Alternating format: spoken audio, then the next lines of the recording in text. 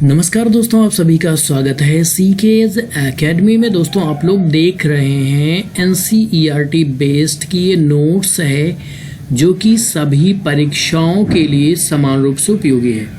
तो यहाँ पर आज हम देखने वाले हैं पार्ट नंबर 2। ठीक है, इसके पहले आपने पार्ट नंबर 1 देख लिया होगा। जिन लोगों ने ना देखा हो वो लोग प्लेलिस्ट में जाएं, वहाँ से सारे पार्ट्स को देख सकते हैं। ठीक है, तो चलिए हम लोग फिलहाल स्टार्ट करते हैं इस वीडियो को।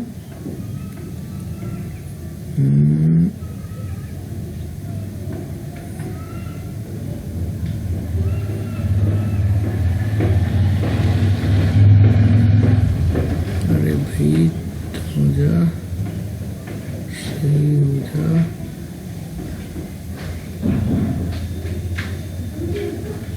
हाँ चलिए ठीक है, अब साइज सही हो गया। ठीक है, तो चलिए, तो यहाँ पर हम लोग देखने वाले हैं आज पार्ट नंबर 2 होगा जिसका नाम है हमारी पृथ्वी के अंदर। ठीक है, तो इससे रिलेटेड जो भी इंपॉर्टेंट क्वेश्चन है उन सभी को मैंने यहाँ पर कलेक्ट किया है आपके लिए। एक रामबाण साबित होगा सभी परीक्षाओं के लिए, चूंकि आप जानते हैं कि कोई भी प्रश्न पूछा जाता है तो एनसीईआरटी किताब से ही पूछा जाता है, इसी को प्रेफरेंस दिया जाता है, क्योंकि क्वेश्चन जब विवादित हो जाता है तो उस कंडीशन में एनसीईआरटी को ही मान्यता मिलती है। इसलिए ये नोट्स आपके लिए बहुत खास है।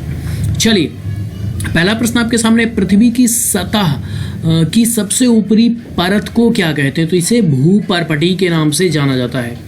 दूसरा प्रश्न है पर्पटी महाद्वीपीय संहति में 35 किलोमीटर जबकि समुद्री सतह में होती है कितनी? 5 किलोमीटर होती है। देखिए अब यहाँ पर आपको मैं बता दूं भाई, महाद्वीप का नाम आपने सुना है। महाद्वीप कितने हैं? टोटल हैं 7। ठीक है, तो यहाँ पर जिसे बताया गया है कि जैसे ये मान लीजिए एशिया महाद्वीप है थोड़ी देर के लिए। ठीक है, तो एशिया महाद्वीप में इसकी जो गहराई है पर्पटी की वो कितनी है? 35 किलोमीटर। ठीक, यहाँ तक मान लीजिए 35 किलोमीटर तक है। और जबकि कहा जाए समुद्री पार्ट, मान लीजिए यहाँ पर ये आपका समुद्र है। ठीक है, ये समुद्र है, तो यहाँ पर इसकी गहराई कितनी होगी? ओनली 5 किलोमीटर होगी। ठीक है, चलिए तीसरा प्रश्न है, महाद्वीपीय संहति मुख्य रूप से किससे बनी है? तो ये बनी होती है सीएल से। अब देखिए सीएल का मतलब सिलिका और एल्यूमिना होता है। ठीक है, सी से हो जाएगा सिलिका, एल से हो जाएगा एल्यूमिना। ये आपका जो है कि महाद्वीपीय संहति इससे बनी होती है। चौथा प्रश्न है, महासागर की पर्पटी मुख्यतः किसकी बनी होती है? तो ये बनी होती है सीमय की। ठीक है, अब ध्यान देना यहाँ पर क्या कहा जा रहा है, जो महासागर है उसकी, ठीक है, पर्पटी किसकी बनी होती है? सीमय की। ठीक, ये महासागर है और इसमें क्या है भाई? सीमय है। ठीक, सीमा है कोई, वो समा गई। ठीक, तो ऐसे आप याद रखेंगे सीमय। तो ये हो जाएगा सिलिका और मय से हो जाएगा मैग्नीशियम। ठीक, पांचवा प्रश्न है, पृथ्वी की सबसे आंतरिक परत को क्या कहते हैं? तो इसे क्रोड के नाम से जाना जाता है। क्या कहते हैं? क्रोड कहते हैं। ठीक है, नोट में आप देखिए क्रोड की त्रिज्या 3500 किलोमीटर है। यह निफे, देखिए निफे भाई, अब क्रोड किसका बना होता है ये देख लीजिए, निफे का बना होता है। क्रोड निफे का बना होता है। निफे का नी का मतलब निकिल और फे का मतलब फेरस, जिसका मतलब होता है लोहा, इसका बना होता है। छठवां प्रश्न है आपके सामने, विश्व की सबसे गहरी खान जो कि लगभग 4 किलोमीटर है, कहाँ स्थित है? दक्षिण अफ्रीका में स्थित है। कहाँ स्थित है भाई? साउथ अफ्रीका में स्थित है। अब आप जानते होंगे कि विश्व का सबसे बड़ा रेगिस्तान भी अफ्रीका में ही है। पृथ्वी के आयतन का केवल 0.5% हिस्सा पर्पटी का है, 16% हिस्सा मेंटल का है, जबकि 83% हिस्सा किसका है? क्रोड का है। ठीक है, तो अब देखिए यहाँ पर एक चीज आप ध्यान दें, जैसे जैसे गहराई की तरफ हम जा रहे हैं वैसे वैसे इसका हिस्सा बढ़ता जा रहा है। ठीक, अब इसको आप ऐसे समझ लीजिए। ठीक है, जैसे मान लीजिए भाई ये पृथ्वी है हमारी। ठीक है, तो इसका जो बाहरी आवरण है, ठीक, बाहरी आवरण है वो कितना है? ओनली 0.5% है। उसके बाद जो इसका सेकंड स्टेज है, ठीक है, सेकंड स्टेज है, इसकी मोटाई कितनी बचाई जा रही है? लगभग 16% कुल का। ठीक है, उसके बाद फिर जो बीचों बीच में है जिसे हमने क्रोड कहा, ठीक है, तो ये कितना है भाई? ये है 83%, यानी सबसे ज्यादा क्रोड का हिस्सा है। और यहीं पर सारे जो खनिज होते हैं वो तरल अवस्था में पाए जाते हैं।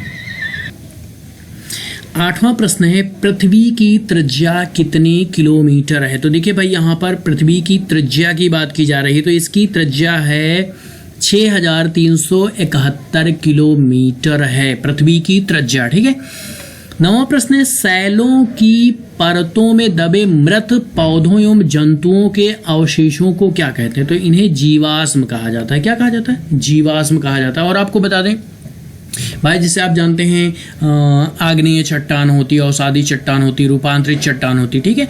तो यहाँ पर ध्यान देना, जो जीवाश्म पाए जाते हैं अवसादी चट्टान में पाए जाते हैं, ठीक है, आग्नेय चट्टान में तो बिल्कुल नहीं पाए जाते। ऐसे भी क्वेश्चन बने हैं। 10वां प्रश्न है, मुख्य रूप से सेल कितने प्रकार के होते हैं? तो 3 प्रकार के होते हैं। चलिए, जो अभी मैंने आपको जिक्र किया वो यहाँ पे आ ही गया। तो देखिए कौन से हैं वो 3 प्रकार। तो पहला प्रकार है आग्नेय सेल। अब देखिए यहाँ पर मैंने इसका इंग्लिश भी दे दिया है, ठीक है। आग्नेय को इग्नियस कहते हैं, ठीक है, या यूं कह लीजिए कि इग्नियस सबसे ही आग्नेय बना है। अवसादी सेल जिसे सेंडीमेट्री कहते हैं, और कायांतरित सेल जिसे मेटामॉर्फिक कहते हैं, ठीक है। क्या कहते हैं? मेटामॉर्फिक। तो देखिए यहाँ पर अब ये चीज़ तो आपको मोस्टली याद ही है कि भाई आग्नेय सेल, अवसादी सेल, कायांतरित सेल, ठीक है। तो आग्नेय इग्नियस, अग्नि से इग्नियस बना है तो ये आपको याद रहेगा, ठीक। आग्नेय को ही इग्नि कहते हैं, ठीक, इग्नियस। अवसादी सेंडीमेट्री है, ठीक है। अब देखिए कायांतरित मेटामॉर्फिक, मॉर्फिक, ठीक है, कायांतरित मॉर्फिक, ठीक है। तो ये जो है मिलता जुलता है और ये अवसादी सेडिमेंट्री याद रहेगा। चलिए अब हम बात कर लेते हैं आग्नेय सेल की। तो आग्नेय सेल का निर्माण कैसे होता है? तो ये होता है द्रवित मैग्मा के ठंडा होने से। देखिए अब आप जानते हैं कि ज्वालामुखी फटता है, ठीक है। फ्यूजियामा ज्वालामुखी जापान का है, ठीक। तो देखिए विश्ववीय सेटली का है। चलिए इसके विषय में आगे जिक्र है, मैं बताऊंगा, ठीक। तो यहाँ पर ध्यान देना है कि आग्नेय सेल का निर्माण कैसे होता है। जानते हैं आपकी जब कभी ज्वालामुखी फटती है, ठीक है। अब ज्वालामुखी 3 प्रकार की होती है, प्रक्षुब्ध, जागृत और सुषुप्त, ठीक। तो जागृत ज्वालामुखी जब कभी फटती तो इसमें से निकलते हैं बहुत सारे, ठीक है, मैग्मा, ठीक। और ये मैग्मा जब बाहर आकर के क्या होते हैं, जम जाते हैं और ठंडे हो जाते हैं। तो इन्हीं से निर्माण होता है किसका भैया? आग्नेय सेल का, ठीक। क्या लिखा गया? द्रवित मैग्मा के ठंडा होने से आग्नेय सेल का निर्माण होता है। अब नोट में आप देखिए आग्नेय सेल को प्राथमिक सेल भी कहा जाता है, जो कि 2 प्रकार की होती है, अंतर्भेदी और बहिर्भेदी। देखिए अब यहाँ पर बहुत इंपॉर्टेंट क्वेश्चन है ये, आपको ध्यान देना है कि अब ये देखिए यहाँ पर को रहेगा, ठीक है, बाय मिस्टेक ओ हो गया है। तो यहाँ पर ध्यान क्या देना है, क्वेश्चन आपका पूछा जा सकता है कि निम्नलिखित में से किस सेल को प्राथमिक सेल भी कहा जाता है? तो आग्नेय सेल को कहा जाता है। अब देखिए अगर यहाँ पर ये दिमाग में आ रहा हो कि भाई आग्नेय सेल को ही क्यों कहते हैं प्राथमिक सेल, तो आपको बता दें कि जो मुख्य है वो आग्नेय सेल है, ठीक। आग्नेय सेल से ही अवसादी सेल बनती है, अवसादी सेल से ही रूपांतरित सेल बनती है, ठीक है। तो मेन जो होती है यही होती है, इसीलिए इसको प्राथमिक सेल भी कहा जाता है। इसके टाइप कितने हैं? 2 हैं। 12वां प्रश्न है, कौन सी सेल उच्च ताप एवं दाब के कारण कायांतरित सेल में बदल जाती है, ठीक। तो देखिए अभी मैंने आपको बताया, ठीक है, थोड़ी देर पहले कि आग्नेय सेल और अवसादी ये दोनों सेलें ही क्या बन जाती हैं? कायांतरित सेल में, ठीक है। तो कुल मिला के क्वेश्चन आपका ये आता है कि कायांतरित सेल का निर्माण कैसे होता है। तो अवसादी और आग्नेय दोनों सेलों के उच्च ताप एवं दाब के परिवर्तन के कारण कायांतरित सेल बनती है या बदल जाती है, ठीक। लाल किला किस पत्थर का बना है? बहुत प्यारा क्वेश्चन है, बहुत बार पूछा गया। तो ये लाल बलुआ पत्थर से बना है। कौन सा? लाल किला, ठीक, जिसे हम रेड फोर्ट के नाम से जानते हैं। ताजमहल किससे बना है? तो भाई ताजमहल बना है सफेद संगमरमर से बना है, ठीक। अब जानते हैं आपकी ताजमहल बनवाया किसने है? ताजमहल को बनवाया है शाहजहां ने, ठीक। ये हिस्ट्री का क्वेश्चन। देखिए अब यहाँ पर आप देख पा रहे होंगे कि कितना ही मतलब कितनी इंपॉर्टेंट ये ज्योग्राफी की नोट्स है, यहीं से ये सारे प्रश्न पूछे जाते हैं, आपको और कुछ पढ़ने की जरूरत नहीं है, ठीक।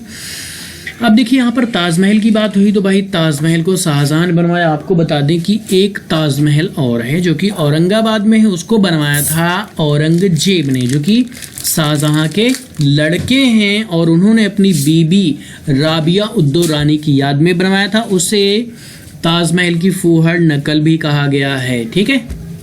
चलिए 15वां प्रश्न है, सोना, पेट्रोलियम एवं कोयला किसके उदाहरण हैं? तो ये खनिज के उदाहरण हैं, इन्हें ही खनिज कहा जाता है। क्या कहा जाता है? खनिज कहा जाता है। अब यहाँ पर आपको बता दें पेट्रोलियम के विषय में सबसे ज़्यादा जो एक क्वेश्चन पूछा जाता है वो ये पूछा जाता है कि बॉम्बे हाई किस लिए जाना जाता है? तो भाई बॉम्बे हाई पेट्रोलियम के लिए ही जाना जाता है, ठीक। किस सेल में जीवाश्म पाए जाते हैं? मैंने थोड़ी देर पहले बताया ना कि किस सेल में जीवाश्म पाए जाते हैं। अवसादी सेल में ही जीवाश्म पाए जाते हैं और किसी सेल में जीवाश्म नहीं पाए जाते। बहुत इंपॉर्टेंट क्वेश्चन है, ये माइंड में बिल्कुल सेव कर लीजिए, ठीक।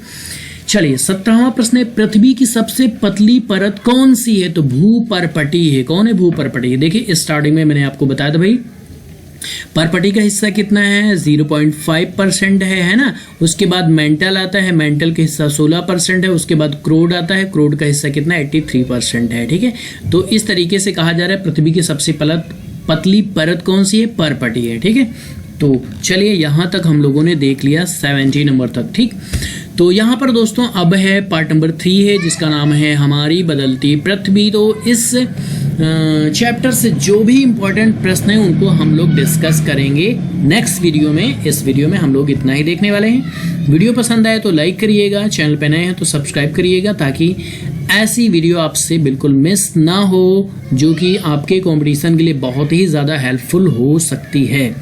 चलिए मिलते हैं नेक्स्ट वीडियो में। Thank you so much for being with us.